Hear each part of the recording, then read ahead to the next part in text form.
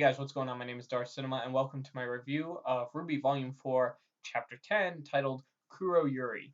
And guys, right now, Kuroyuri remains my favorite episode of RWBY Volume 4. This tied everything together so well. Everything was fantastic, from the music to the visuals and to just the fact that this answered so many questions. So when you look at the grand scheme of what did RWBY Volume 4 achieve, we got to learn a little bit more about our characters because, as I have pointed out in the past, RWBY Volume 4 is a much slower paced season than volumes 1 through 3. It's not There aren't as many fights, and to be honest, my original theory that Team RWBY would be back together by the end of the volume might not even come to pass. It may be them setting out on their journey and reuniting later, but as of yet, I'm uncertain of whether or not that will happen. But going back to the episode, we start off with probably the biggest change or the biggest uh, development in Oscar's story. We see Oscar leaving his home. He's fully packed up and leaving. And it's something that, even with very little dialogue in the opening scene, you can feel that emotional weight of him questioning whether or not it's the right thing. And we have a short exchange between Oscar and Ozpin in his head, and Ozpin does indeed feel bad for having to throw this weight, this responsibility on someone as young as Oscar. And you can clearly see that. But Oscar feels that, as scary as this is for him to leave, that it feels like it's the right thing to do. And even Ozpin's kind of taken aback by the way that he says, given the pause that we hear later.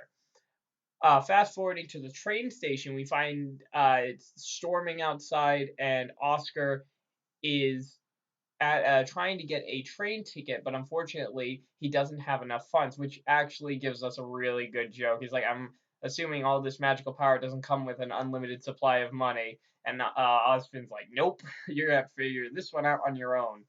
But we do this lighthearted moment is slowly brought to a grinding halt when Hazel appears in one of his first appearances since the beginning of the season.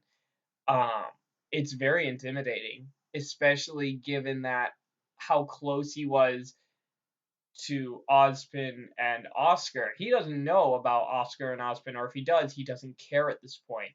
But he slams his fist down on the machine and it dispenses a ticket, and Hazel stops and turns and says, "Don't let such a minor obstacle get stop you in your path," or something along those lines.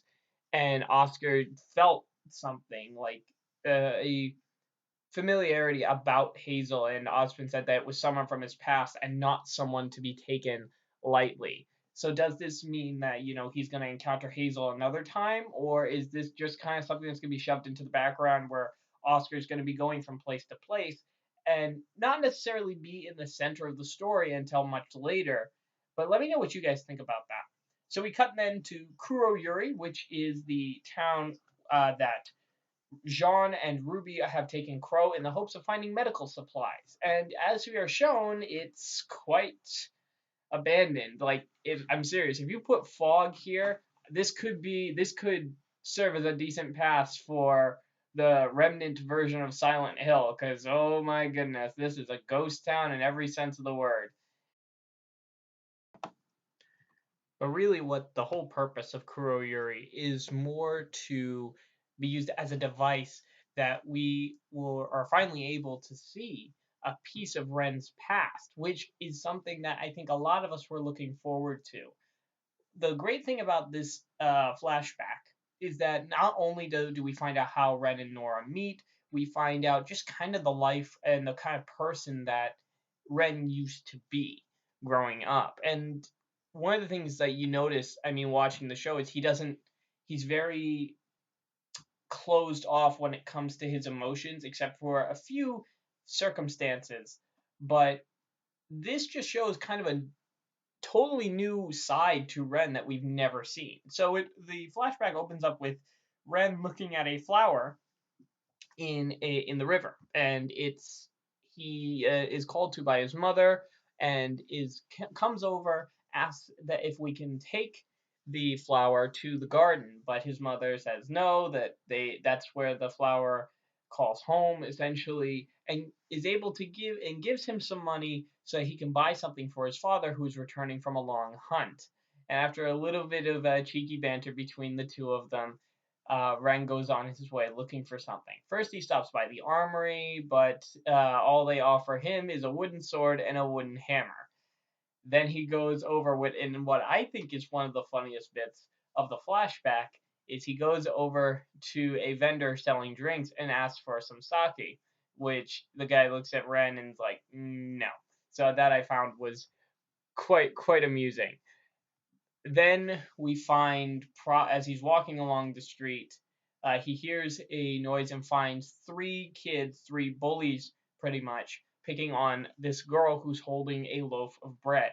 And I think everyone, when we saw this, we had a feeling we knew who it was, and sure enough, it's very clearly a young, dirty, and kind of abandoned Nora. And it hits you so hard because we know the kind of person Nora is now, and it's terrible to see someone who is that happy and energetic be reduced to a state like this.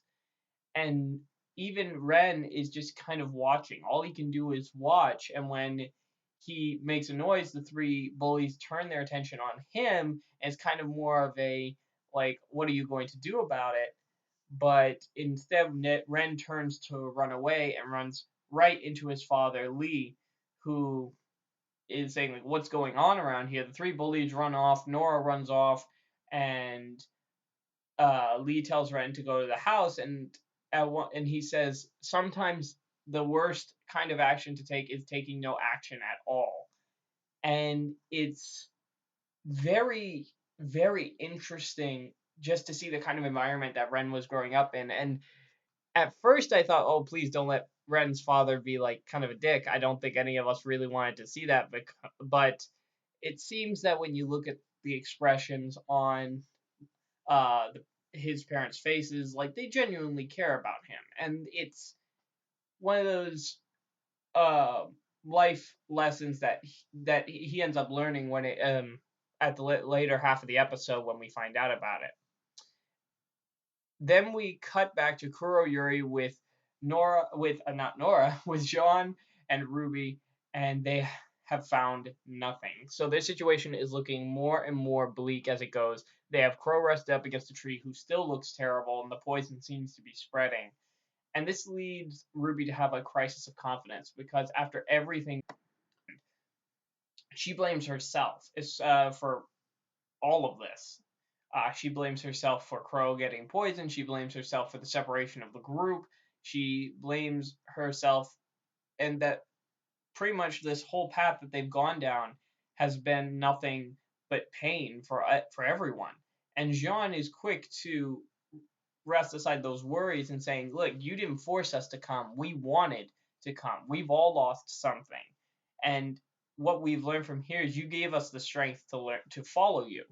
And it's a uh, great talk between Jean and RWBY, showing how far that they've matured, at least in a way, how far Jean has matured from the character that we saw in Volume 1 to now. So that's something that I was very happy to see. It wasn't something big, bombastic, or anything like that, but it was good enough. It was short and sweet, and it proved that the character has come a long way since we first saw him.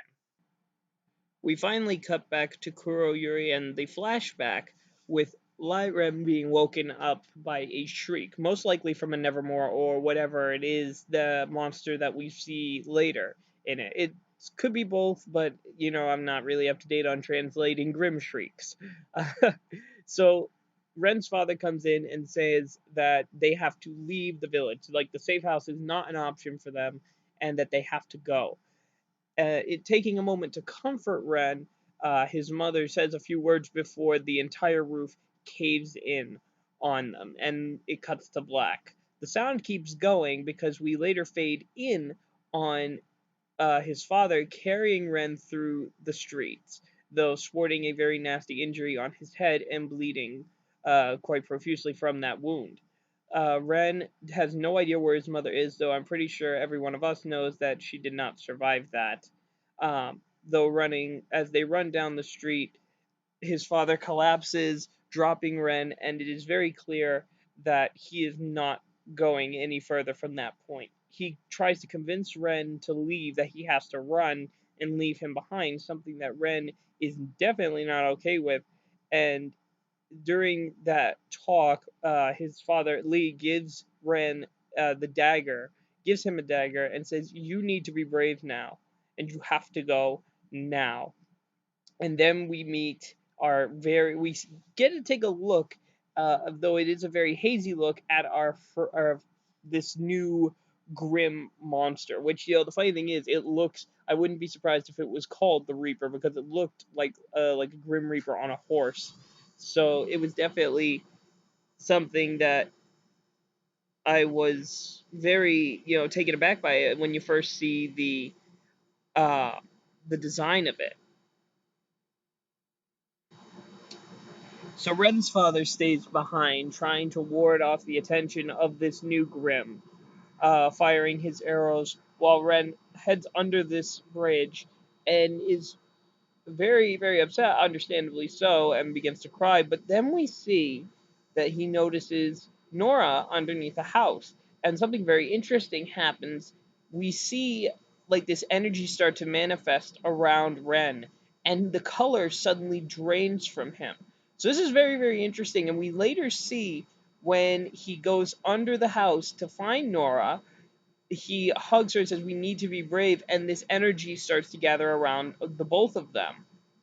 And like Ren, the color drains from her as well. So I'm willing to bet that Ren's semblance is the ability to mask his presence from other Grimm, which is very, very interesting, and I like that fact about him. It gives the two of them the chance to hide from the Nevermore.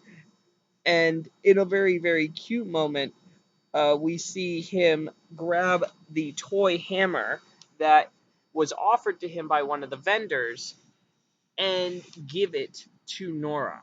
So that was actually very, very cute to watch.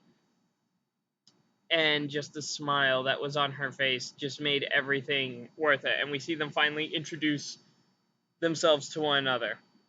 And then fast forwarding to the present, we see Ren and Nora climbing the mountain and noticing a cave. The both of them exchange some very friendly banter to one another, though it's not as over the top as Ren and Nora's conversations have used to be.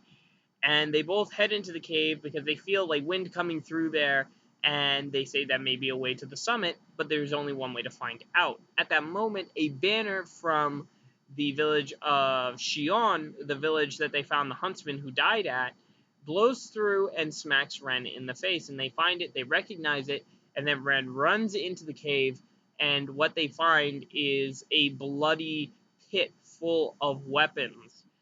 And probably the most heartbreaking of all, we see one of the arrows that Ren's father had used to shoot at this new Grim. So it slowly starts to click in their minds what was dwelling in this cave to begin with. They both head out to the other side, and you can see the trees rustle because something is going through there. And then the episode cuts to black with probably the most nightmare fuel inducing shriek in the history of RWBY, and the episode ends there. So I've looking at this episode after watching it 2-3 times. This episode was probably the best paced out of everything. It didn't need like a giant fast paced action scene to really show what it can do. And again, it just proves that despite everyone saying that Volume 4 feels weak because of its lack of fight scenes, I disagree. I feel that this can really show the emotional depth that RWBY is able to achieve. And this really proves to me that it's not just a flashy action show, and that it can strive to be a very, very well told emotional story. So let me know what you guys think in the comments below. What did you think of RWBY Volume 4, Chapter 10, Kuroyuri? Did you think Nora and Ren as children was as adorable as I did? Because that seems to be the case. Why is it... When are we going to just cut back to seeing every other character as a child? That is going to be awesome. Where do you think does this mean now with very little mystery to Ren? Do you think he's going to die? I don't want him to die. In fact, I wouldn't want any of these characters to die. But looking at the series, like pretty much no main character has really died at this point. I mean, I'm sure you could get through this season, and once the season is over and no one has died, that's fine because, like I said, it's slower paced. Most of these events, it hasn't blown up into full out war yet, but I feel that's where we're going with this. Though a lot of people have said that this episode lends a little bit of credibility to the Juniper death theory that all the members of Juniper will die by the time we reach to the end of the series, and I really hope that's not true because the fans have gotten behind this that what was essentially the B team that wasn't really meant to have this big of an impact on the story. So let me know what you guys think. Drop a like on the video. Please subscribe if you're new for more content. I will be covering more anime once RWBY Volume 4 is over. And feel free to subscribe, drop a comment, and let me know what you think. And I will see you guys in my next video. Take care, and I'll see you later.